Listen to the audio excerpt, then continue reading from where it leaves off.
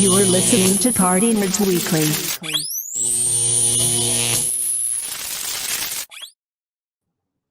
What's going on, everyone? Party nerds in the house. Normally we come in with all the hype. Tonight we're gonna get deep, y'all. You know, there's a lot of heavy stuff going on in Hollywood. There's a lot of really serious stuff. You know, we like to bring the jokes, and there's people's lives, there's actors, there's writers, and people's lives being affected by the strike. So we're going to get into it. But before we get into it, I'm going to introduce our guests. We have next to me, Jorge, over here, Jorge, the evil editor himself. What's up, Jorge? How are you, man? Tonight's going to be heavy. It's going to be break it or make it, right, Darnell? Yeah, we're getting into it. And on the other side, see, I'm getting used to the opposite side. We have the lovely Patty. What's up, Patty? How are you? Hey, what's going on? I'm ready to get into this. It's really important for us, even as a society. So, yeah. This is very important. And right below Patty is her awesome husband and our gamer, your boy Ed. What's up, Ed? What up? Your boy Ed is in the house. No jokes, no stories. Just we're going to get right to the point. Going to get right to it. And then we have the comic guru himself, the master, the man. I would normally make a light skin joke, but we're going to try to keep this serious. So, my man, James. What's up, James? How are you? You know, you just made a light skin joke without. Was that a passive aggressive light skin joke? That was a passive aggressive light skin joke. But yes, you made it without playing line over two, so you kind of still made it. Yeah, duly noted. As I'm writing my notes down, tech mark for you there, Darnell. He's got the death note out for you. Oh man, I got a strike on the milk dud chart. All right, guys. So look, this has been brewing for a while. This whole strike. I mean, and the thing about it in the news, like it started with the WGA, the Writers Guild of America. You know, and I know you've been looking into all what's going on. You know, like when did all this really start getting heated, and what was going on with it? Right. So as you just mentioned it, the Writers Guild Association was the first group to go on strike. We learned about that back in May the 1st. The SAG-AFTRA started joining in as of July 13th, and one of the biggest proponents of that was the one press conference when SAG-AFTRA went live with Fran Drescher. She was the one who kind of kicked this off with a bang with her impassioned speech. There was also a letter that was filed to the American Motion Picture and Television Association as well, signed by a lot of big actors as well. And this strike affects a lot of different everyone in the motion picture and TV industry. One thing to note, and I believe we talked about it a little bit in the chat, if you noticed, one of the groups that are not affected by this are people who mostly do commercials and TV ads. They are actually not affected by this, but a lot of those big actors, a lot of the big writers, a lot of the big producers, a lot of the people that you see that work in front of and behind the camera on these motion pictures, they're the ones that are the most affected by what the Motion Picture Association is doing to these actors, and why SAG-AFTRA decided enough is enough. We're not doing this anymore. So a lot of the big movies that are affected by this, next year's Mission Impossible, we just saw Dead Reckoning Part 1. Part 2 is now, quiet right now. Deadpool 3, quiet right now, after we just saw all the hype with Hugh Jackman's Wolverine. Mortal Kombat 2, which is something that I'm looking for, halted in production. So a lot of those big movies are going to be affected by it. And if you look through the actual SAG-AFTRA, what they're trying to do right now with this strike, there are 5 main concerns. Obviously, basic wage increases and health and pension benefits are the biggest ones. That's a given. You want to make sure that everyone affected, not even just the big actors, but those who are just working part-time gigs, who are working cameos, things like that, they should also be compensated as well. And one of the big things we talked about off chat before we came on is the residuals that specifically come from streaming and from the future, what that could look like when you think about AI likenesses and using their voices and likenesses for AI, where they only get a compensation for that initial use, and then the publishers or the big companies can then use that for free reign. So their voice could be used for like commercials. Their voice could be used for acting roles, maybe even CGI roles, and the actors get nothing from that. So that's with the ever-changing flow of technology. And we've seen this with a lot of the SAG-AFTRA strikes, especially since the 1960s, which is the last time that both the Writers Guild and the Screen Actors Guild both formed strike. A lot of it came down to wage increases, and that the increase in technology, as technology has changed, the contracts that are formed don't catch up to the residuals that these actors should get to be able to still get royalties and income from their likenesses and from the roles that they've played in. When you think about the on-screen roles, when you see them in the movie theaters, then that transition to like VHS and DVD. Now we're in the world of streaming, which we just talked about off camera, and that's going to be the biggest proponent. Streaming and AI, I think, is going to be the big focus when you think about the future of what this strike could really encapsulate. So James, let me ask you, like, so you've been following this, we've been talking about in our chat, like, what is your opinion on the whole thing? I mean, we all know, who SAG is, and AFTRA, they're pretty much the union. So what is your view on all this? Like, just real talk. I mean, I kind of view it from an evolution in filmmaking, as with every other corporation that has happened over the past 50 years. So the thing is, it's like a modern day play of catch up. But the thing is, like, there's been such a break in what has happened since streaming and AI have been new to the scene, especially with streaming. Because if you think about it, the network TV shows that we grew up watching, maybe for the most part, were usually around like 26 to 42 episodes long. They used to be real long seasons. Nowadays on streaming, most of the seasons that you see from your favorite shows are usually 8 to 10 episodes, which leave for like a larger gap in between jobs.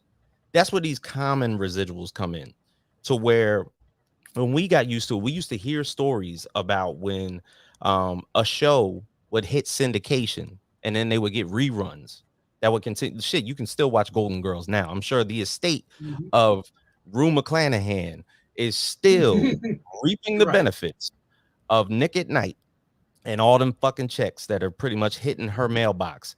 They used to be on primetime, then they moved to UHF, those shows back in the day. Right.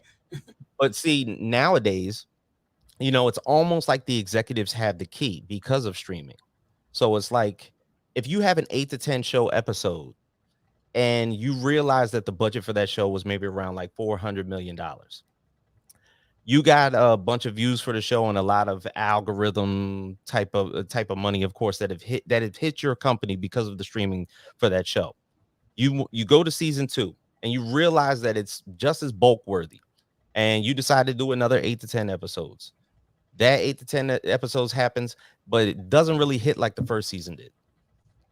You can just automatically cut the cord without even continuing the story, and that gap and wage gap between time that they're supposed to basically get those residuals. Now, normally, if you want to get a rerun of your series, your show has to be on for a minimum of maybe around 4 to 5 years. So it's almost like that, and that's usually the goal. Usually, if you get greenlit, 4 to 5 seasons, you actually have time to build up your story and pretty much try to be successful, and they give you a realm of time to do so. With streaming, it's kind of like, you ain't hitting, that's it. Cut the cord, you're done. Cut the cord, and the residuals, because of the gap that's pretty much happened, are useless because they haven't been contracted in. Streaming hasn't been contracted in amongst the actors since it's even started. So yeah, the last writer's strike was 15 years ago, around 2007, 2008. The last actor strike was way beyond that. So the thing is, streaming hasn't even hit those contracts yet. What they're doing is basically getting contracts based on what the company is setting forth, regardless of what was accepted or agreed to in terms between SAG-AFTRA and that streaming conglomerate. And of course, now streaming has grown over the past few years. So there's way more streaming than ever. And you're spot on with that. And actually, we were talking even before we started streaming this, how back in the day, remember, it's kind of weird. You said evolution, James, and that's a good point, because we're past the days of going to the video store. We're past the days of DVDs. Remember the whole Blockbuster, when streaming first came on the scene, people looked at it like it was a joke, like people are always going to want to go to video stores. But now that the world has changed, everyone, like, the writers, the actors are like, wait a minute, who's getting all this streaming money? Like, and that's a big part of it. And Patty, you were actually saying how, the post offices, or no, I'm sorry, UPS, was it? UPS. Yeah, UPS. It might seem a little not related because we're talking about Hollywood, and I get that, but it's very related though, right? And I'm getting like that's what I'm saying, because it's like UPS, what's happening for the first time ever in its history, 340,000 workers are saying, hey, by August 1st, if you don't give us a livable wage, that's all we're asking for. So if you guys don't know this, they didn't even have air conditioning in their delivery vehicles. So when they started to go back and forth, it was a concession that they got. When they tried to push for a living wage, that's when they were told no. And they're like, okay, if you don't kind of come back to us by August 1st, we're going to strike. And what they're saying is that it would be unprecedented. It would be $7 billion worth of damage. There'd be millions of Amazon packages that wouldn't be delivered. And FedEx and like other companies wouldn't be able to pick up that slack because there's too many like rural destinations, right? Where it's like they just wouldn't be able to fill the gap. And they're actually telling some of the executives at UPS, like, you're going to be like putting these boxes together if you don't get together. But where it's connected, because I know some people go, okay, but you're choosing to be a struggling creative in Hollywood, right? Like nobody's forcing you to go to LA. But the thing is, in both of these industries, the 1% does exploit the workforce. Like Fax was just talking about it. Like it's new, but they chose to not get ahead of it, because it benefited them, right? To not update the contractual language, right? To not account for like, hey, we saw the Drake AI song, right? All this is happening. It's not even coming at this point, right? So what happens if they do an AI of Scarlett Johansson, right? Like, what do I get for my name, image, and likeness? Like, if you even look at college athletes, and they're kind of playing dumb, right? Like the people that are at the top of these industries. And I think you're even seeing with the train strike that happened a few months ago, people are just kind of getting fed up, right? So as different as the industries may seem, as disparate as they seem, I think there's a common sentiment of just like, it doesn't have to be this way. I'll give you one more example. If you guys remember the movie Matilda, that actress has come out and said, I didn't get enough roles, basically. I didn't act enough hours to even qualify for health insurance. And like people are sitting around like, oh, you're Matilda. And she's like, I don't have like health insurance. Like if I get sick, I'm screwed. And to the point, it's like, why is that? So I think, it's very reasonable demands that all of these workers are asking for, regardless of the industry. And I really hope that they do get what they're going for. Yeah, and just to piggyback off of what Patty just said, because me working in casinos for God knows how long, I understand exactly that worker base, because I know, for example, you have to work 120 hours within a calendar month in order to achieve benefits for that time period. If you don't achieve that 120 hours, you have to pay out of pocket to cover the rest. So that's the type of shit that they're dealing with. So, and the thing is, we're talking about not now. No, we know a lot of mainstream actors because we watch a lot of movies, but what mainly the more priority of it is the working actors, the people that you see in the background, the extras and everything, and so on and so forth. You're talking about extras being replaced by AI, and you're talking about extras and background actors that are actually just working actors. They're not the ones basically headlining the movies or anything like that. Right. But they're not maintaining a living wage because everything's so shortened. The residuals are all shortened. Nothing's been negotiated. So that's the continuance of everything that's happening. And that's just the actor side. The writer side of it completely makes sense, because who's going to put those shows together? And if you're not adding a human element, what exactly are we doing? I mean, I know ChatGPT is basically conjured up the market, and I'm sure it's been shipped to every single executive's desk to be like, okay, we could just flip it on its end and turn everything into robotic, basically Genesis Terminator style, and just make all types of movies nonstop. You're not going to add a human element to that. So how are you going to basically rewrite a chase scene from Point Break if you haven't written it? It's funny you said that, James, because I was just reading about The Flash, how the Flash movie that was just out actually is not doing well at all. That's a whole nother podcast. Hello? But ultimately, it just got pulled from theaters, actually. Yeah, so it's not even in circulation anymore, and it just barely got to 200 million. Barely got there. So it's already a box office flop. And ironically, this movie was almost a tester for their AI programs, because there were people upset that a lot of the actors they had at the end were all computer generated. Even extras, they even tested out some of the extras, like you said, James, walking in the street being AI. But know what? Yeah. People, we are spiritual beings. We're not dumb. If you're going to have a lifeless film, with lifeless people, you're trying to trick us to make them think real, it's going to hurt people. I mean, it's going to be noticed, I should say, and even if people don't consciously are like, wait, is that, there's something about AI that's so artificial. If Hollywood thinks that we're going to be dumb enough just to be like, oh, what, a computer wrote this movie, I want to see it, because there's no emotion. We need that as human beings. We want to connect with other humans, and again, I think it's very scary that these big companies, and again, this is my opinion, they're considering, they're so cocky with the AI technology. They're like, you know what? Do we need the actors? Do we need to actually, they haven't even gone to the negotiation table yet. No. Have you guys noticed that they're not even sitting down yet? They're not bothering at all. No. I mean, it all happens from the top down. I mean, look, David Zaslav, basically for Warner Brothers, who of course is responsible for the DCEU and for what it is right now, it has made $498 million over the past 4 years, from 2018 to 2022. Now, if that does not make sense to basically the input of what is happening to the movies within just Warner Brothers, like I'm not even talking about Disney. So yeah, Disney has made billion dollar movies. Not to say that that's even made sense, because Bob Iger is now back, and of course he's made some crazy ass fucking comments recently. But the thing is, yeah, off his rocker. So, but Zaslav, the money that he's made in the past 4 years, and then to look at the results of the movies that have basically come out through WB, you almost take a wonder and to be like, when does this greed override what the consumer sees?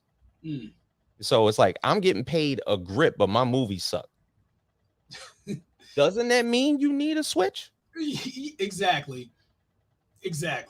I mean, and ultimately, like, and I mean, Ed, I'll even throw this one at you. It's just like right now, there's a big, so obviously after SAG put out a statement telling people in the union what to do and what not to do. And there's a lot of confusion. And then I hate to say it, but there's almost, and we would call them trolls, but there's some call them strike breakers, people trying to make the mission. And don't get it wrong, what unions try to do is they just want their workers to be treated fairly. So like, look, we're going to pull our people back, but they're asking us like, look, if you don't have to, don't get behind these movies. Obviously easier said than done, but they actually released SAG after the do's and don'ts. Someone asked them, I'm a film critic, can I review movies? They said, absolutely. Critics are not on strike and they are not obligated to stop reviewing movies or TV shows.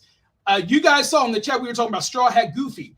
He is getting absolutely crucified by people because, he was still talking about movies and they were like, no. Now, I know there's a gray area because he has done some acting stuff before, but that's what I want to ask you. Like, what should be allowed? I mean, whoever wants to answer this, what should be allowed? What shouldn't be allowed? How can we really support these people trying to make more money in the industry?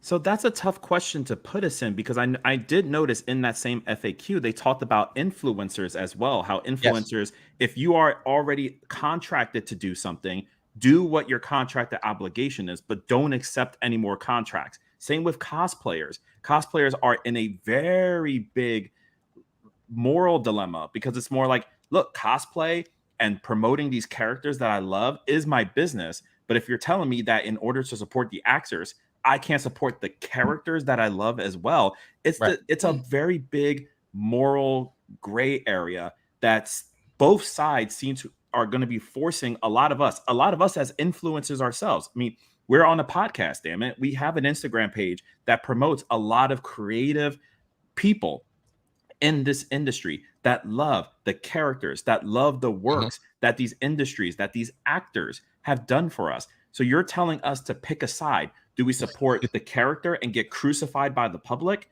because we're not for the union? We hate the actors because we only care about the characters. Or do we just do we put our livelihoods on the line to make sure that the bigwigs do right by themselves, but then we're kind of screwed? So as influencers, we're stuck in a very big moral gray area.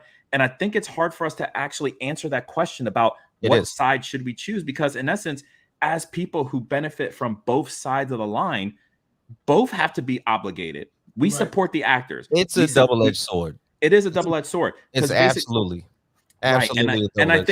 And I think the SAG-AFTRA strike on either side of the picket line doesn't take into account how much the rise of creatives like us, who love dressing up as characters, who love going to conventions, who love going to the premieres that we were able to go to, all the experiences that we're able to enjoy because we're in an industry with franchises that we love so much. Do we get screwed over as well? Like, are you telling us that we can't benefit? Because at this point, if we drop out, we have everything to lose. The actors who are dropping out, yes, they have a big fight. I support their fight completely because everybody should have a living wage, regardless of whether you're a big actor or you're a bit part. I know somebody from college who has done bit roles all his life for like Jessica Jones and stuff like that, just walking across a police station. And that's how he gets, he's like, hey, I was on screen for a little bit. I have been involved in situations on a lower scale, obviously, nothing like this, but similar to UPS, where Verizon Wireless, I believe, Darnell, me and you at the time, we were working at Verizon Wireless, where we did have people picketing outside of our store because they were part of the Verizon cable service team, and they were looking for benefits, and they wanted us to either cross over one side of the picket line. Same with my job at the government. They're also unionized as well. But that's the part that we don't get a complete say in at all, either side of the spectrum. So I think the rise of influencers, the rise of cosplayers creates a gray element that I think neither of us can benefit from, no matter which side we choose. Yeah, it's definitely like for one, disclaimer. I mean, most of us are spitballing because of how we feel about it and the research that we've done and everything like that, because nobody, I feel, knows the answer. Like it's almost like when I saw that that FAQ, the frequently asked questions about the strike, and they were noticing the fact that influence can't participate in any acts that are basically enabling struck work. But then also in the same breath, you're saying that it's okay to cosplay fictional characters. So it's like, I'm not sure where to go. I'm not sure exactly what to do. So it's like more so you're looking at Comic-Cons now. If they wipe the slate clean, we obviously have nothing to worry about. There's going to be no motion pictures or no TV shows directly at any of those Comic-Cons. So you're pretty much going to be there to talk about books, everybody.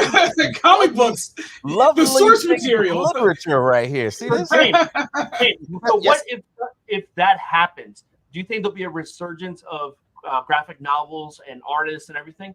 I mean, I'm sure there'll be a surge in it.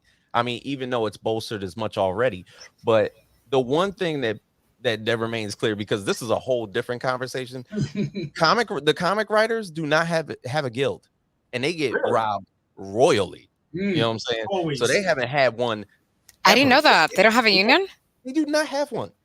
Image Comics last year started their own union, Image Comics. Okay. So one corporation out of, I guess if you want to call it the big five, which is generally the big two, most comic writers are pretty much independent purveyors. So they're like freelancers, basically? They're all freelancers. They can go wherever they want. I didn't even know that either. They might get exclusivity clauses in some of the stuff that they're writing.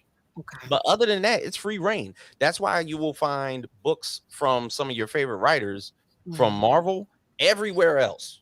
Okay. Because it's almost like, I pick up work wherever I'm at. If I'm dope, I'm really going to get some work all around here. But other than that, it's pretty much an independent freelancer job. Wow. Yeah. I was trying to actually bring up Cindy's comment again, because she actually is like the comment she made. And she says, Cindy says, and these corporations would literally have to sacrifice less than 1% each to make a difference. But the greed is so big. Cindy, you are so spot on with that. I mean, to piggyback off of that. So let's think the worst case scenario. What if the CEOs don't budge, man? What if these execs don't budge? What's going to happen if they say no? Skynet. Yeah, We have a precedent. It's going to be a big problem, Jorge. I mean, let's say, because right now they're not coming to the table because they're confident. I hate to say it, but their arrogance is like, look, people need TV. They need media. We can give them that. We don't need you guys. Like, these corporations think that they can get new actors. They feel they don't need the guild.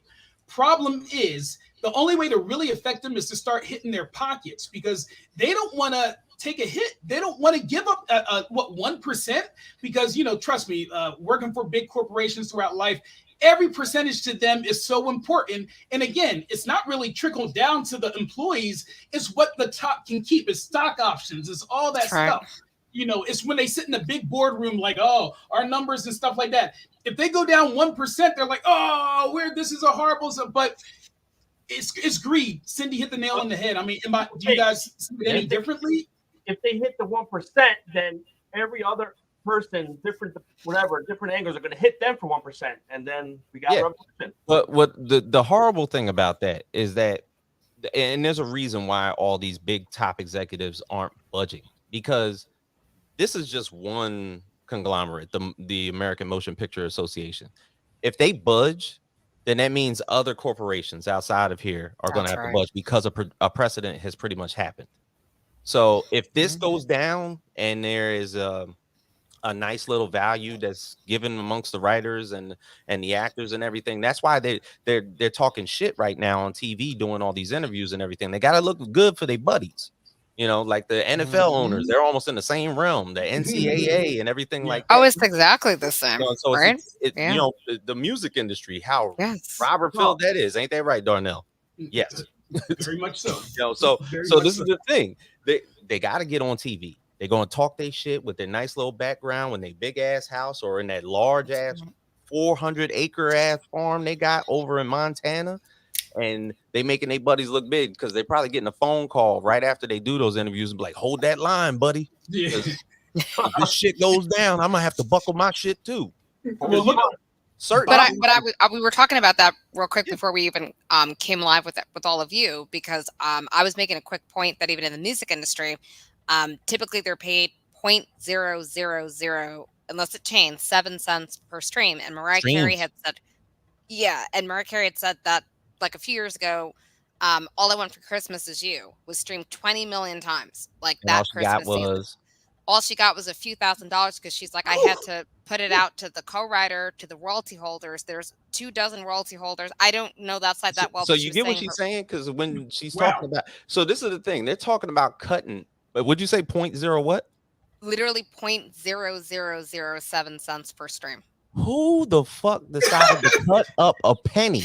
The fucking 1% that gets the rest of that. Like not even 0.01. Like somebody just said, you know what? You're dicing a penny. This penny. That's sad. Let's mince this motherfucker real quick. But like, you can't make money, and that's what Mariah. She was like, "What is a struggling artist?" Like, I had my song streamed 20 million times in like 3 months. Right? That almost never happens. And she was like, "They make it impossible outside of touring for you to actually be able to make money from people streaming your music." And she's like, "That's not right, you know?" Yeah. So it's literally. Oh, go ahead, Jorge. I'm sorry. Isn't that what Taylor Swift did? She was getting effed on the deal, so she did her remasters.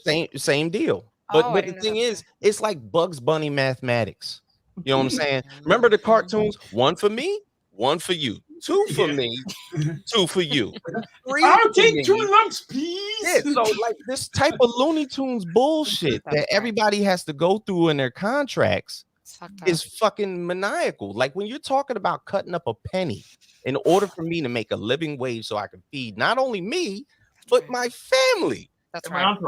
You know, and yet you got the only basically living wage for a musician is going on tour for ticket sales and everything like that. So fuck the bullshit. I'm over here putting out albums that ain't making diddly squat. I got to go out there and shake my ass in front of everybody in Amsterdam and then come back to the United States. You know, this is the only way I'm making money. And the wild thing is, if you look at all these execs, let's say each exec is making 50 million, and someone's like, all right, if we're going to pay these actors, you guys are going to have to go down to $48 million. Can you imagine them being like, oh no, like it's too, like it shouldn't be that much of a difference. But the greed is real. Cindy was right. It's so real right now that they, and you're honestly, James, I think you're right. It's a pride thing too. They just don't want to show weakness. Bob Iger would rather come out and say, you know what, I'm thinking about selling all of Disney than losing my cut of the money. Straight up. Because you know what? If I sell the business, I get a compensation package. Oh, that's right. Yeah. You absolutely get a compensation package. You absolutely get a compensation package. You know what? You ran this to the best of your abilities, buddy, and we're going to take care of you. That's how it acts. That's how business works. No, that's how, like, my mom worked at Sharing Plow for like 26 years, and then Merck came in, and the CEO who like handed the company over and no one even knew, and they got rid of people who'd been there for 40 years. He got like tens of millions of dollars. And he went to like the Netherlands or something and was like living it up. And then these people my mom had worked with since like the 80s, like, were like, I don't know, if I don't get a job, can I pay my mortgage? Like, it's for some of us, because we're older now and we didn't see this coming. And to the point, it's greed at that point, right? Because it's like, you're going to give him all that money. He'd only been at that company as CEO for like 8 months. What about the people my mom had worked with for like 30 years? It's like, that's not right at that point. It's a consistent thing with a lot of these big corporations. So the only thing that proves a little bit different amongst this strike, as opposed to maybe some of the other ones that are pretty much going around there, is the influence factor of the major motion picture actors and the writers that are out there. A lot of these people have tremendous big followings. If they get on TV, somebody's going to watch. So if something really fucked up is happening, they're going to get on TV. They're going to say some shit that's basically a lot of people are going to believe, and then a shitstorm's going to happen. You know what I'm saying? If Brad Pitt gets on TV, be like, yo, they really just fucked us back there. They would be like, really, Brad? Tell us. Yeah, but I thought that they, like, if I read the FAQ correctly, I thought they aren't even allowed to even go on the talk shows. Like, no, I think not allowed to. But you saw Sean Gunn was allowed to get a microphone thrown in his face in the street. Damn. Who did that? You don't remember Sean Gunn? He had a mic, like he spoke on the microphone, Craglin. Oh! I thought in the chat. So like on the picket line, they asked him a question about Bob Iger's comments, and Sean Gunn went the fuck off. So let me ask you guys. Let me ask you a question. And just again, James, you mentioned talking about the history of strikes. When the strike happened, where the writers and the actors went on strike together, I guess back in the 80s. What was the result of that? Like, so another way, I guess I'm asking is just like, is striking effective? And can we, as people who want to see our favorite films and stuff again, Jay Bunzy, like a good friend of the Partynerdz and stuff like that, she put this post out saying, delete your Netflix accounts and stuff like that, which if everyone did it, it would make a difference. But the bottom line is just like the Million Man March. One person marches. Happen. So like in this type of instance where you're talking about with the strike that happened prior to this, the writers and actors back in the 60s, once again, not even, because it was like at the end of the 60s, the beginning of the 70s. Guess what was happening during that time?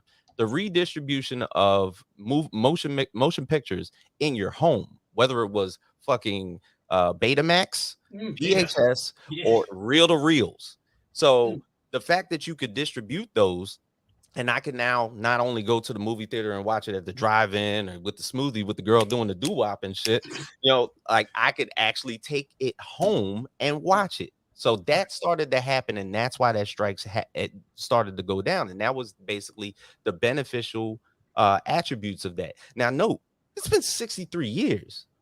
63 years. So in the what we talked about earlier, the evolution of filmmaking that pretty much happened during that time, how much has literally jumped past the line?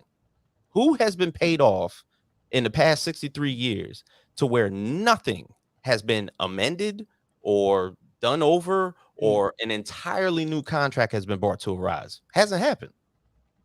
Wow. Yeah, and again, streaming is so new, when I say relatively new, that, I think the writers and the actors are now realizing that, there's so much money, just like you said, Patty, that they're not getting, that is all going into these companies' pockets. Who just made that comment? How long will the strike last? Honestly, no, that's our banner. Okay. So, for the viewers. So somebody had it in here, talked about it, how long the longest strike was. The one in 1980 was 93 days, if I'm looking at this correctly. And that was that was same thing. It's about the redistribution rights and the royalties that came from it. And that was specifically for TV shows, syndication, and video cassettes were right around. It was the emerging media at the time in the 80s. That was the last big SAG strike. The SAG after Writers Guild strike was in the 60s as well. Again, as the emergence of television being big, commercials were being big as well. But this is a completely different animal, especially with a market like streaming, with streaming being as big as it is right now. And the fact that with streaming, and I think Patty mentioned this to me before the stream, nobody knows how streaming royalties are even split up in the first place. Is it a thing where like they get, like, again, we don't know what the viewership numbers are when you talk about streaming services. Not many streaming services will give you those numbers. There are a few industries that will do that, mostly in sports. Sports will do it gladly because sports makes so much money because they don't care how you watch it. They just want you to watch it. But with movies and TV shows and all the emerging media there, specifically in that form of entertainment specifically, you have no idea what the hell the numbers are. And it's crazy because I feel for the content creator industry because that's the baby. That's the fairly new industry where people get to actually build a brand for themselves while talking about the things that they love, whether it's YouTube, social media, so on and so forth. So like basically, like I remember, of course, when COVID happened, a lot of content creators, their echelon their stock started to rise a lot because they were the only things, because everybody was at home, everybody was streaming for one, and everybody was on social media watching their favorite personalities talk about the shit that they just watched. Right. So, and then, of course, that's something that we do here. So it's beneficial not only to all of us, but it's more of an understanding of what exactly everybody's fighting for and so on and so forth. I mean, I think in the end, I think that whole straw hat goofy thing will die down and everything, and then we'll probably get down to the nitty gritty of this whole thing. And it's more so about the people up top just not distributing the wealth down to the bottom. Like when you got somebody making, when you got your lowest writer, when you got your top executive making 384 times more than what your lowest writer makes, that's saying something. That's crazy. Know what I worry about? I have a feeling they're going to settle with AFTRA SAG before the WGA, because I remember reading a whole article on it. These networks, they think like, you know what, we can get writers from across seas. They actually bragged about that. They were like, well, we don't need your writers. We can find writers, you know what I mean? Or they look at it, you know, obviously when you have actors, you have star power. And I just think they'll be quicker to try to settle with them, and they'll try to dance around the writers issue because they don't want to pay everybody. They're going to try to pay out as little as possible to make everyone happy. But I don't know if that's going to be good, because I don't know if these actors and these writers are going to go with it, because. But once again, a lot of these writers are actors. So once again, we talk about some of them having major influence. We like Quinta Brunson, who basically writes Abbott Elementary and also stars in Abbott Elementary. So like somebody like her is basically has multitudes of influence. So she can basically, they can cut a deal with the actors, but she's still staying on the picket line, you know, and then there's still going to be a talking point there for the executives to start basically exporting storylines from overseas. The only thing that's telling me is that you're going for cheap labor. Like I know that the yen is like 100. I can get 121 yen for every $1 over here. If you're now you're robbing that guy. You know what I'm saying? So because if you're paying him exactly what they pay over there at that country, and knowing how much the American dollar is, it kind of sucks. Like now you're robbing people from overseas. Yeah. It's like a writer sweatshop. Yeah. So do you think they'll, I guess, hire cheaper overseas with the assist of AI?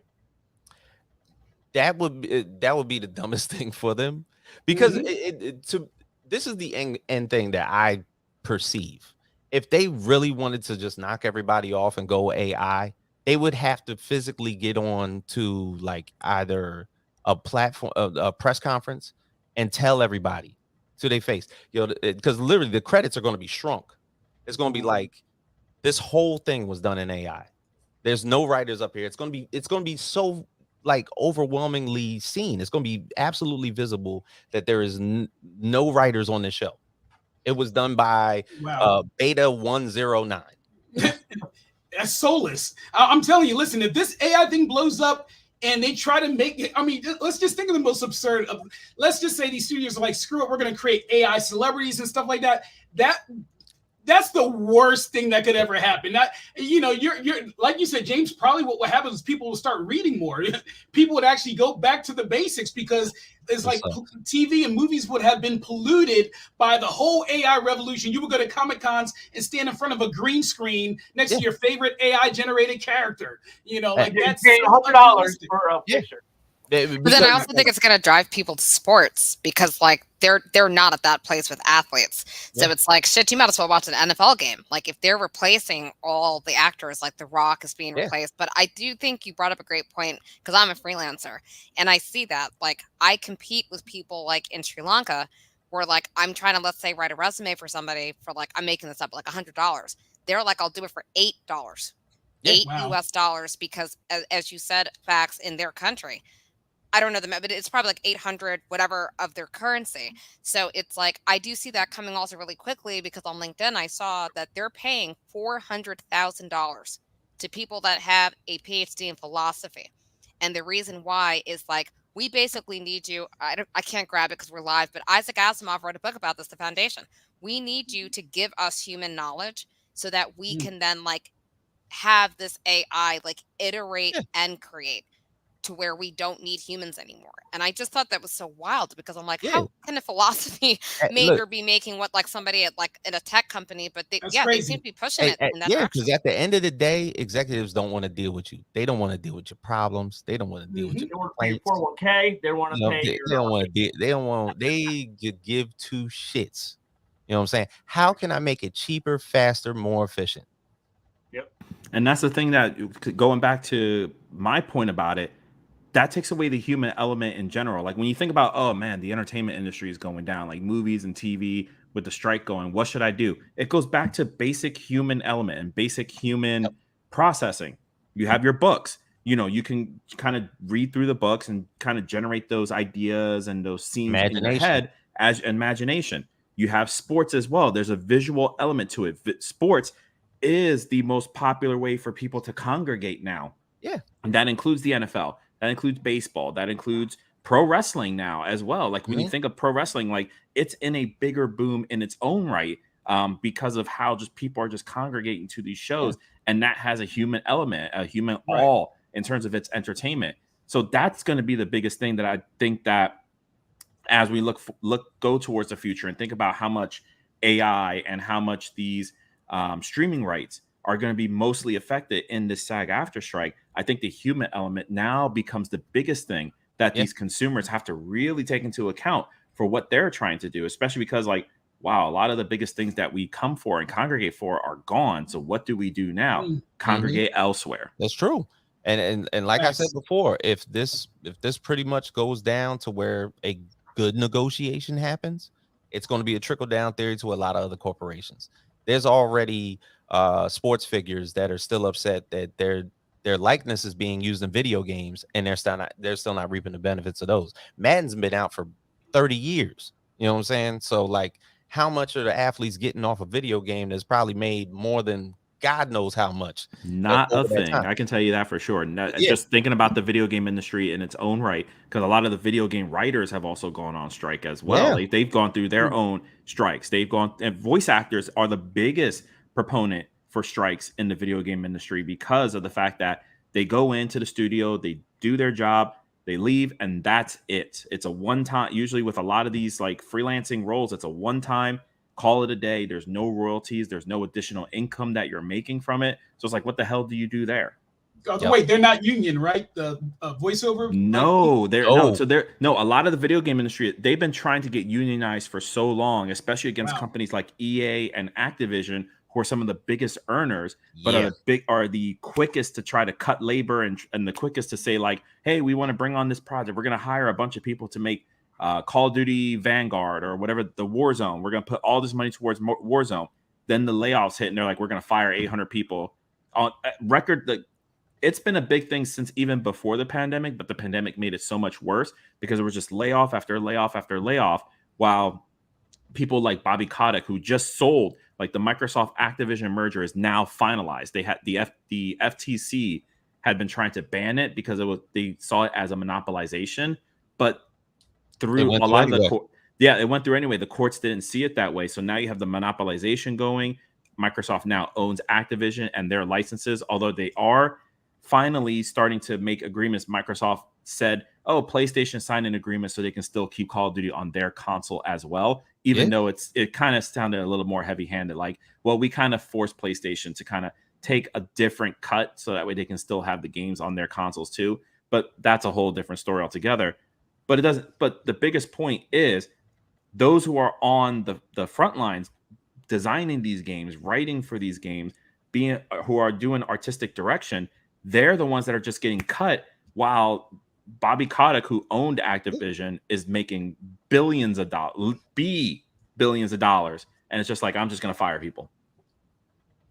So you know what? Wow, that's crazy, and it is good to know. I mean, it's informative to know that it's not just in the entertainment industry and voiceover. This is actually, people are pretty much being shafted in all types of industries, from the postal service to voiceovers. But let me ask you guys, what can we do? You know, again, we are, I guess we're influencers / you know, we report the news. You know, what can we do to really get behind? Like, do we stand behind the strikers? I personally do, because the thing is, these corporations, they have the money. They have the money. They just don't want to pay it, you know? So whatever I can do, I'll do my best to do. Now, I'm going to be honest. I don't know if I'm going to delete like Netflix and Disney and stuff like that, because that is a pastime. But whatever I can do, if it's, you know, me not posting a cosplay, you know, obviously we're all going to go to the Barbie premiere tomorrow. Should we not promote it? You know, again, that goes back to what we said earlier, that gray area. Yo, funky ass better not wear pink. You already bought a wig. I actually did buy a wig today. I will tell you that. It's like down on my butt, and it's like half blonde, half blue. I'm going to be all pinked out. I'm not going to lie. But the thing is, we don't have to post it. And what they're saying is, too, like, you can do all this stuff, but just wait till the strike is over. You know, like, so obviously, you know, we're going to be taking pictures tomorrow, but that's right. We'll really have to think about when to post it, because we do want to be sensitive and we do want to show our support for the strikers. So yeah, see what a homie saying, was it Microsoft's trying to buy Activision to block Call of Duty on Sony? To me, is a coward move, and more so that probably is what it is, but it's more so executive dick swinging. Yes, if you want to say that, because 100%, that's the biggest. Oh yeah, that's exactly what they're doing, because one's trying to outshine the other. All these corporations could give a damn if you like that game. What they want, they don't care, because they want to reap the benefits of what that game actually has. It's funny, Ed, you being a wrestling fan, you know, when Vince McMahon in the 80s started buying NWA, AWA, he was like, you know what, let me just buy out the competition. So I have none, you know. And again, you know, was that good or bad? It made it a monopoly. Now, I mean, now you do have a couple other wrestling leagues, but this is just big business, guys. And ultimately, like, I just hope that these actors, you know, especially the writers, because actors, look, they make more than us. That's just facts. Well, do they? Because the struggling. Like, I know somebody who depends on the level, right? They make a lot of money. The ones that you see, the average actor makes $10,000 a year. Actors make less than I make. $10,000 a year, guys, and even that is skewed because they're including like The Rock in that and Tom Cruise. It's like the average author does not make $30,000 a year. They're including Stephen King and J.K. Rowling in that.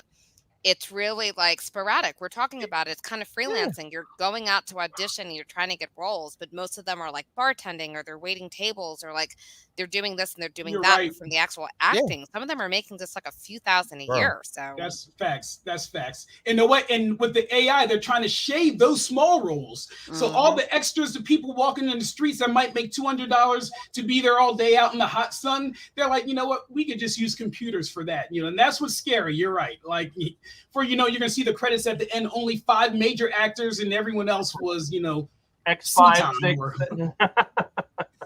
Word. But all right, guys, I feel like we covered it. The Party Nerds do stand behind the strikers. We hope this is resolved because we love comic books. We love movies that, were based off of comics, and we want our media back. So hopefully it all works out. So guys, Party Nerds in the house, Patty, Ed, James, Jorge, thank y'all for being here. Party Nerds. We are Peace. out. Peace. Out.